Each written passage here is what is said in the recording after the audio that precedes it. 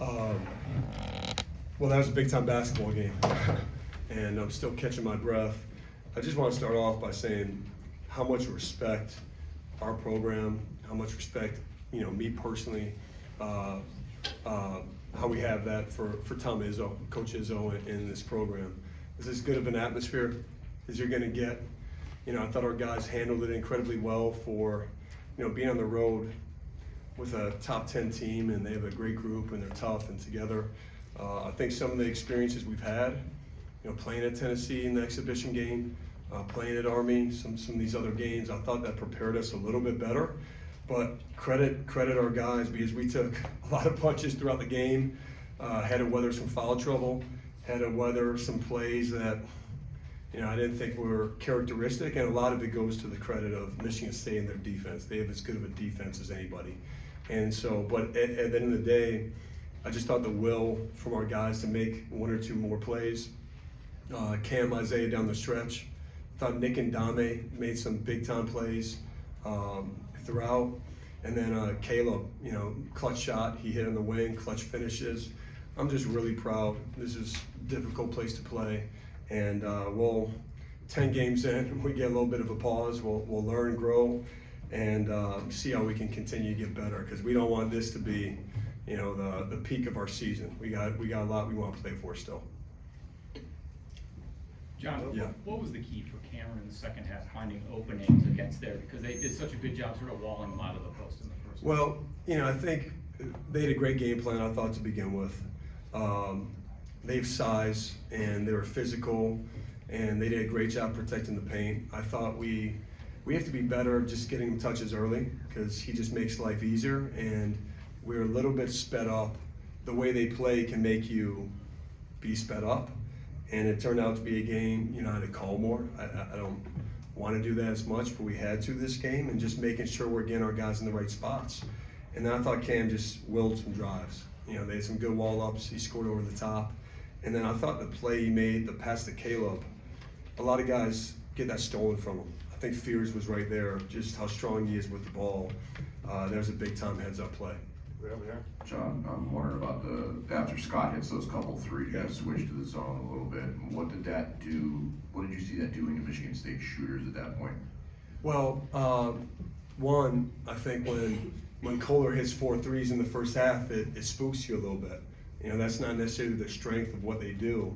And so we had to adjust starting there. And then, obviously Scott gave him a big lift. I think it was a combination of just trying to keep everything in front of us, give them a different look, especially in the second half.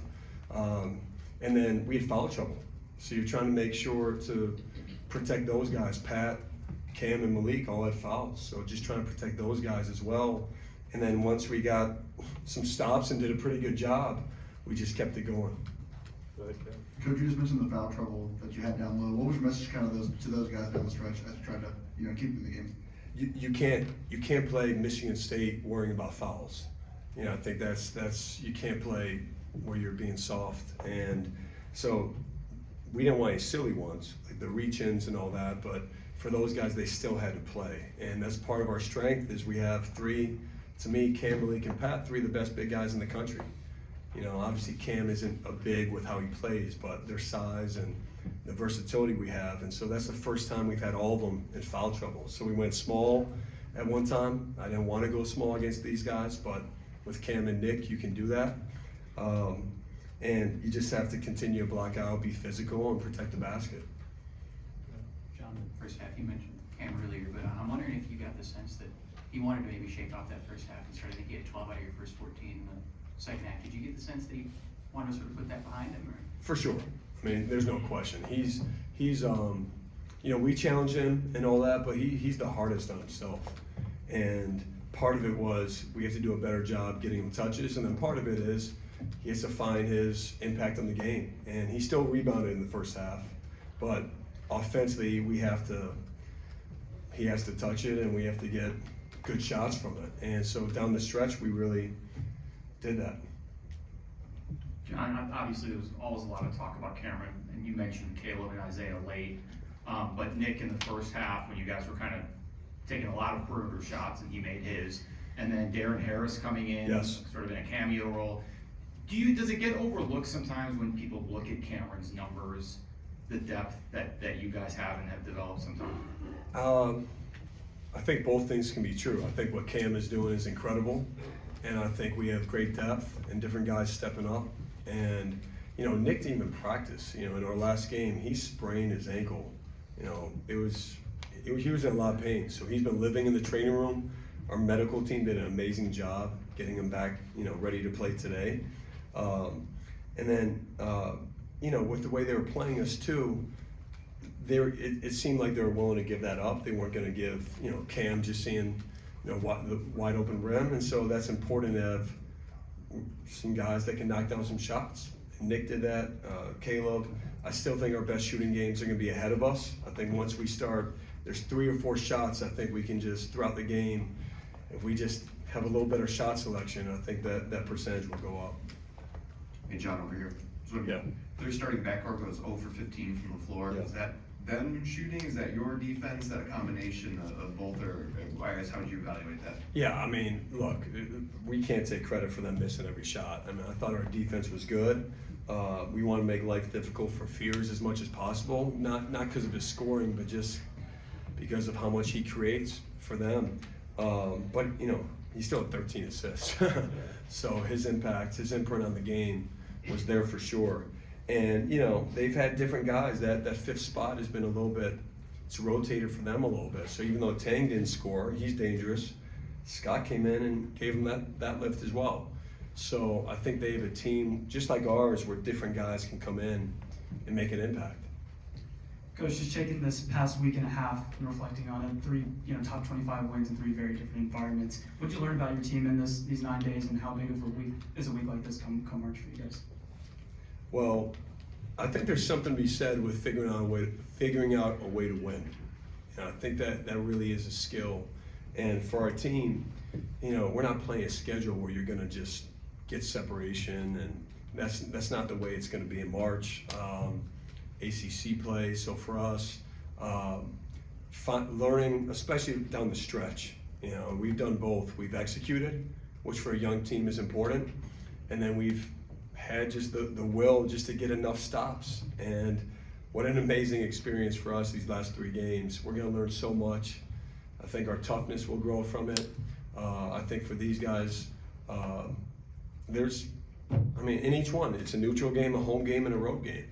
And so it's scary going into it, but this is what we signed up for, and we felt like we could come out on the other side with some wins and really learning about ourselves. Forgive me for the 2-part question, Coach. The first one being, what was the biggest, from what you know about Michigan State so far this year, coming in, what was the biggest points of emphasis for your team entering the game to be able to walk away with a win? And the second part being, is there a particular team within your own conference or that you're familiar with that they kind of remind you of? I think Michigan State is unique with Coach Izzo. I think they have their own style, right? Because they have the combination of playing really fast. They hurt us in transition. I wasn't happy with that, but they're good at it. They do it all the time. They had 17 fast break points. So there's that. But then also the fact that they're a physical, bruising team. And, they had 13 offensive rebounds. I thought, overall we did a decent job. I'd have to go back and really watch. But those 2 things is unique. A lot of teams play fast.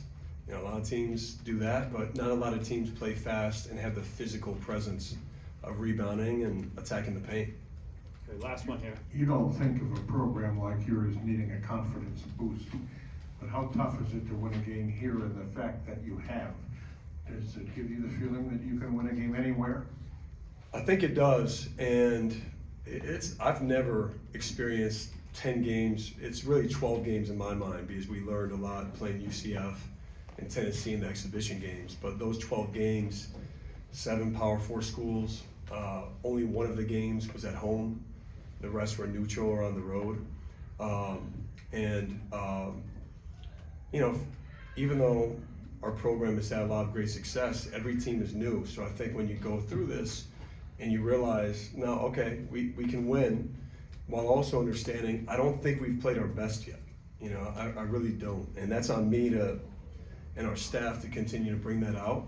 But this is definitely gonna be a great lesson and a great reference point, to look back to as we go on in this year. Thanks, Coach. Okay, thank you, guys. Thank you.